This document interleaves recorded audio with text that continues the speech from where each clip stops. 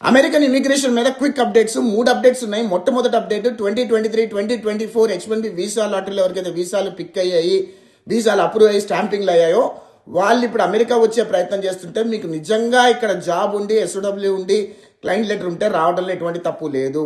ఒకవేళ మీ ఎంప్లాయర్ కనుక ఫేక్ డాక్యుమెంటేషన్ సృష్టించి మిమ్మల్ని తీసుకొచ్చే ప్రయత్నంలో భాగంగా మీరు పోర్ట్ ఆఫ్ ఎంట్రీలో దొరికిపోతే మీ H1B వీసా రద్దు చేసి పారేస్తారు.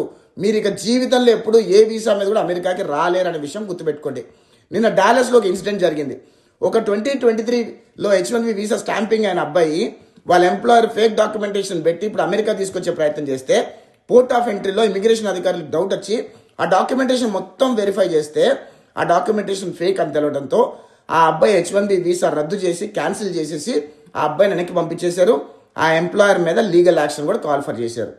రెండో ఇష్యూ ఏంటంటే ఇక్కడ అమెరికాలో ఐస్ ఏజెంట్ల దాడుల్లో చాలా మంది విద్యార్థులు ఎవరైతే ఇండియన్ గ్రాసరీ స్టోర్లు పనిచేస్తున్నారో, మెక్డొనాల్డ్స్, గ్యాస్ స్టేషన్స్, ఇండియన్ రెస్టారెంట్స్లో పనిచేస్తున్నారో వాళ్ళు దొరికిపోవడమే కాకుండా వాళ్ళ ఫ్రెండ్స్ పేర్లు, వాళ్ళ ఫ్రెండ్స్ ఎవరైతే ఇల్లీగల్ జాబులు చేస్తున్నారో వాళ్ళందరి పేర్లు ఇచ్చేస్తున్నారో అందరూ కూడా ఇరకాటంలో పడుతున్నారు. దయచేసి విద్యార్థులు ఒక 2-3 నెలలు పార్ట్ టైములు జాబ్ చేయకుండా ఆగండి. ఒకవేళ పార్ట్ టైములు జాబ్ చేస్తే మీరు దొరికిపోతే మీరు ఏదైతే కలలు కన్నారో అక్కడ లక్షల లోన్లు తీసుకొచ్చి ఇక్కడ మాస్టర్స్ చేస్తున్నారో అవన్నీ కూడా వృధా అయిపోతున్న విషయం దయచేసి గమనించండి. ఒక 2-3 నెలలు సమయం పాటించండి, ఇల్లీగల్ జాబులు చేయకండి. మూడో విషయం, ఇక్కడ పేరెంట్స్ ఎవరైతే అమెరికా వస్తున్నారో మీ పిల్లలు రిటర్న్ టికెట్ చేస్తేనే మీరు అమెరికా ఫ్లైట్ ఎక్కండి. మీ పిల్లలు కనుక మీకు రిటర్న్ టికెట్ చేయకపోతే మీరు అమెరికా ఫ్లైట్ ఎక్కకండి.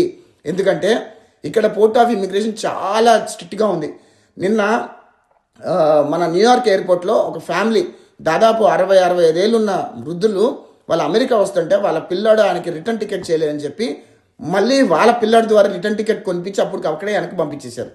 పాపం మా తల్లిదండ్రులు ఆ వృద్ధులు దాదాపు 17-18 గంటలు ప్రయాణం చేసి వచ్చి మళ్ళీ 17-18 గంటలు ప్రయాణం రిటర్న్ చేయాలంటే ఎంత బాధ ఉంటుంది. మీ కకృతి కోసం అంటే రిటర్న్ టికెట్ చేయకుండా ఏదో మీ మైండ్లో ఏదో ప్లాన్ ఉంది కాబట్టి రిటర్న్ టికెట్ చేయలేదని చెప్పి వాళ్ళు ఎంత కష్టపడుతున్నారని ఒకసారి ఆలోచించండి. తల్లిదండ్రులకు చెప్తున్నా, దయచేసి మీ పిల్లలు కనుక రిటర్న్ టికెట్ కొనకపోతే మీరు ఫ్లైట్ ఎక్కకండి. మీరు ఇబ్బంది పడకూడదని నేను చెప్తున్నా ఈ ఉద్దేశం, అంతమించి ఏమీ లేదు.